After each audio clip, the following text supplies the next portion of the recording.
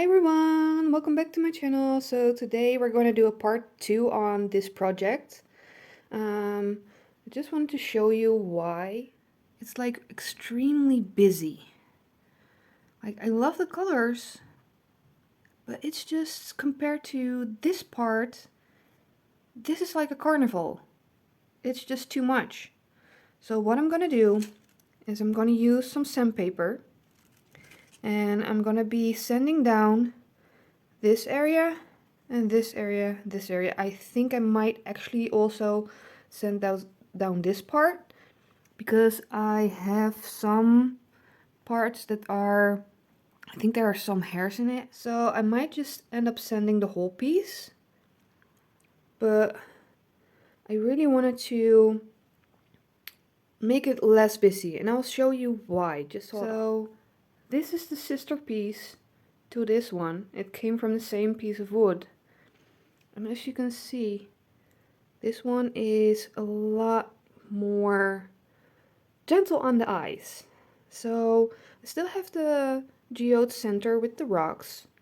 So that's more or less the same as that. But as you can see, I have a lot less colors than here. It's just a more peaceful piece. So what I'm gonna try is make this more like this. So that's the plan. Let's start it. Oh, and a note. I'm going to sand it, but I'm going to sand it with my mask on in an area that's well ventilated because I'm going to sand it outside. So I've sanded it down. I sanded all the pieces I could get without the stones. And now I'm going to be using my paint that I also use to prime my wood. And I'm just going to paint these areas.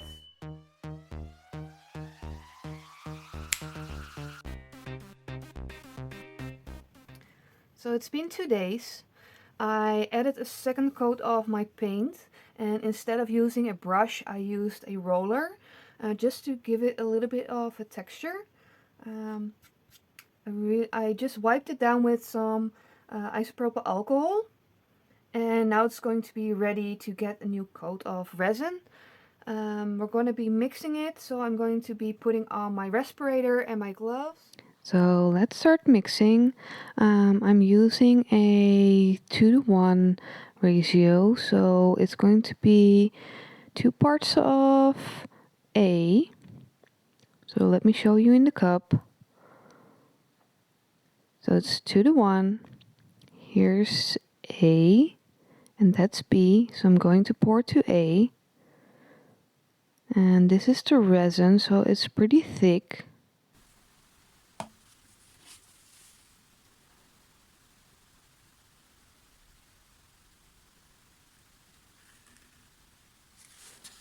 So now do the hardener, that's part B. And it's a lot thinner, so watch out while pouring, it can come out pretty fast.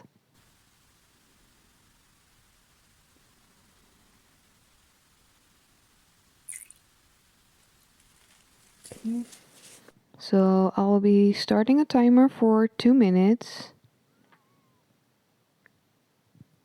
And let's start stirring. Just go slowly, you don't have to whip it, you don't want extra air bubbles. Just go over the bottom, get the sides, and don't forget to scrape your stick. So let's pour this resin into the cups. I think I'm gonna start with about 10 milliliters in each, and I might do more. It all depends how much it looks like I need.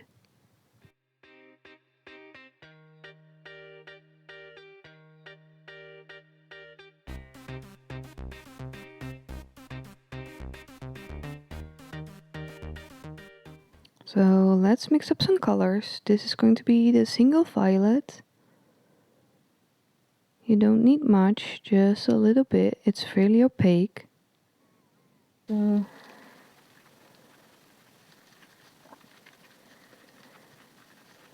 mix it in.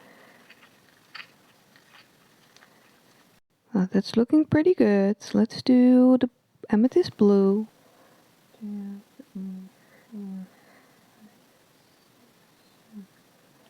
8.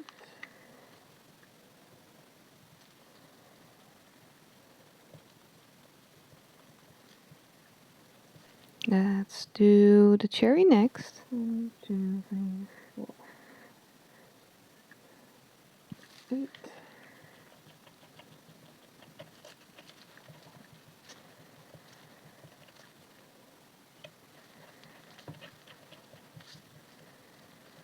Some purple mica powder.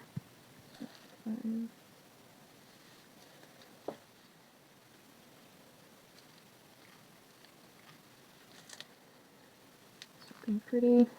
So next up is the white.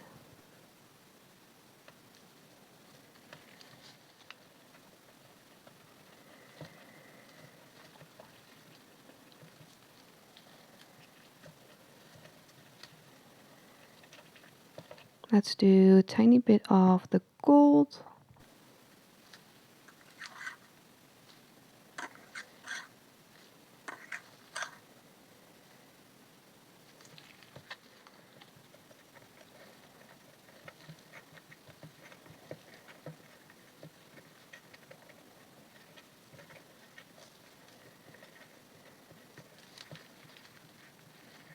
And finally some glitter.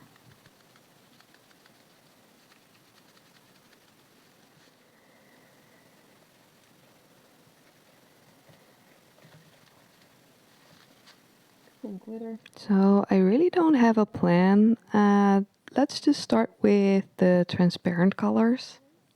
So I think I'm gonna start pouring the blue amethyst here. Maybe some over here.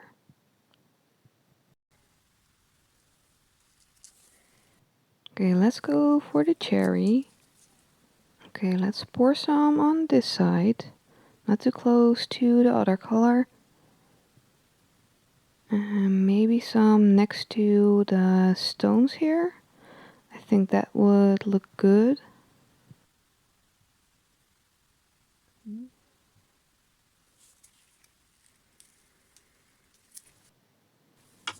Okay, let's help that spread a little bit.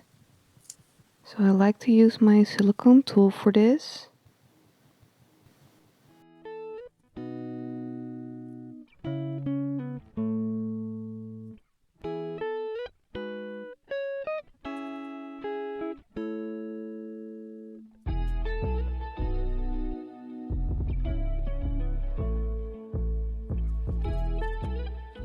So let's pour some clear. I need to cover the bottle pour first, because that's going to have only a clear top coat, and I need to figure out how much I have left over for the rest of the pour. So pour some clear over the rocks because I like to keep those clear. Not too much because I want to see if I got enough on my puddle pour, so let's spread it out first.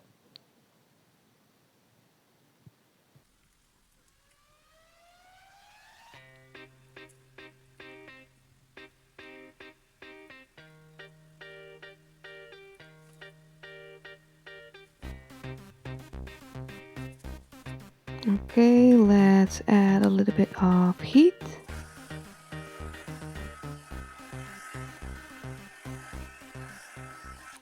You can see I need a lot more here.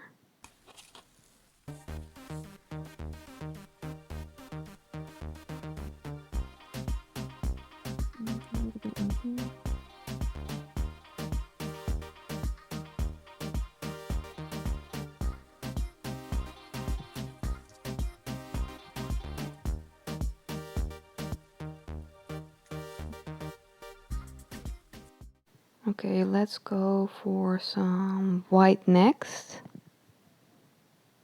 No. Now let's go for the single violet first.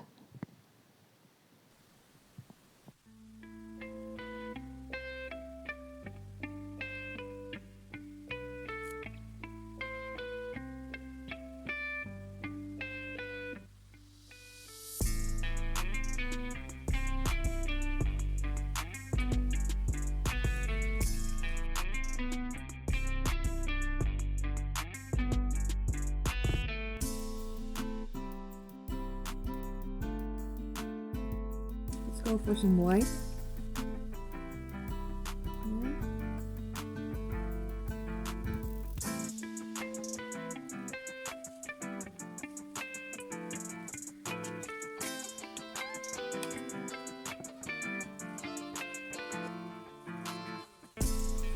And let's do the white here.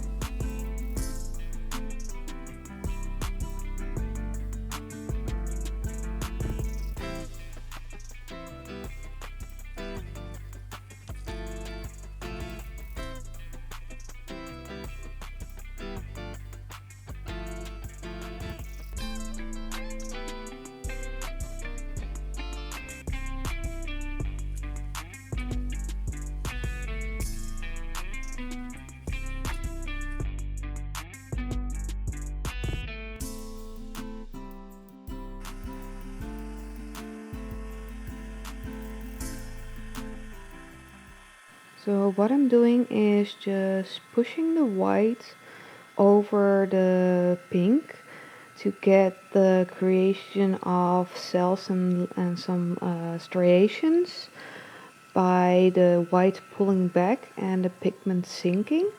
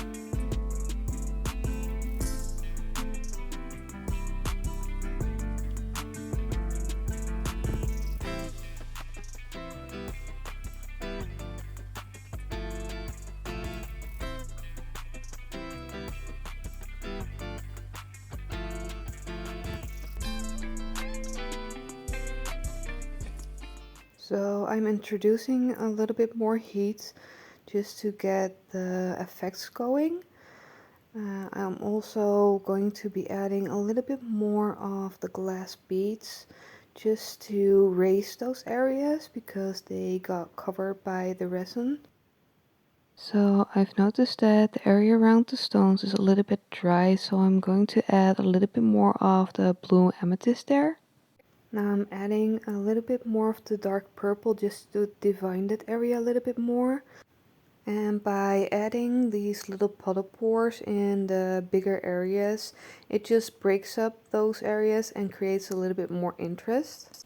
And what you want to do is just layer the different kinds of pigments. This will add in the effect when you add some heat to it and create those striations. And I like to end by putting some clear in the center because that helps by showing those striations. I'm almost out of the cherry color, so I'm just trying to fix any dry areas where I added the little glass beads.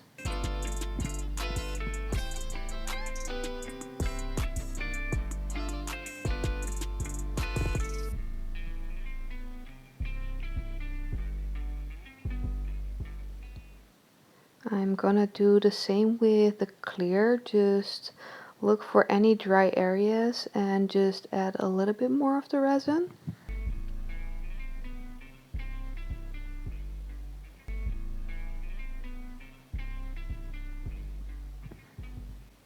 I almost forgot to give the second little puddle pore a clear center, so I'm adding it now. And that spot on the left side is just a little bit blank, It's a little bit too much of that one color, so I'm trying to break it up by adding some clear and some more of those rocks. I just noticed that something was in between those clear little stones.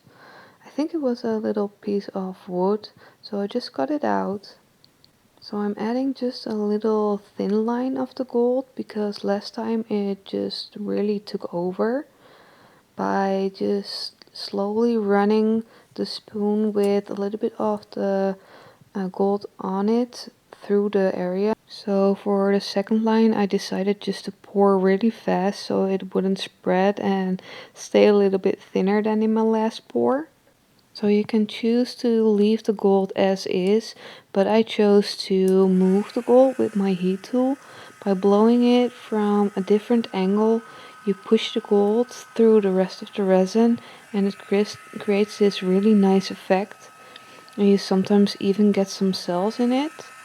Just make sure not to push too hard because you can overdo it and break the gold too far apart.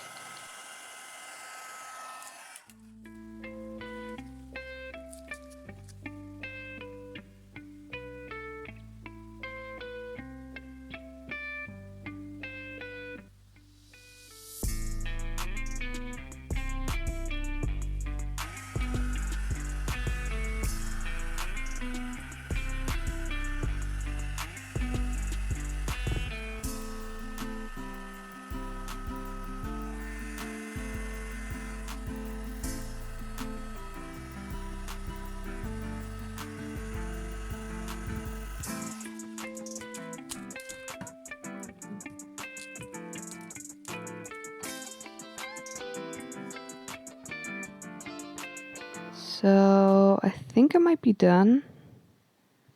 No, wait, that one area on the left side that needs a little bit more purple.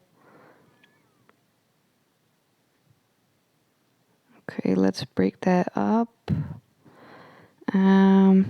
Maybe some more blue amethyst just to get a little bit of transparency back in there. Yes, that's looking way better. So I'm going to be covering it up and really praying that it dries nice because I really love how it now looks. So let's see it when it's dry. So here's the final result of my little redo. It came out really cool. I had some dripping on the side, so I'm going to probably paint over it, but it's not, I don't mind it, but it did end up pulling these two areas. But oh, and I didn't forget about the glitter. I added it. It's quite heavy. There's a lot of resin on here. But yeah. Look at that shiny gold. It's not too much this time. It's just a little bit. So I'm really, really happy with the result. Came out really nice. And it matches the other one a lot better now. Let me show you. So here they are, side by side. They look so much better together now. So I just wanted to show you this little area up close because the sun just peeked out in between the clouds and it makes the gold shine so much more. I really like how it turned out. I'm glad I tried again. So thank you for watching and I love to see you in the next one. Bye everyone!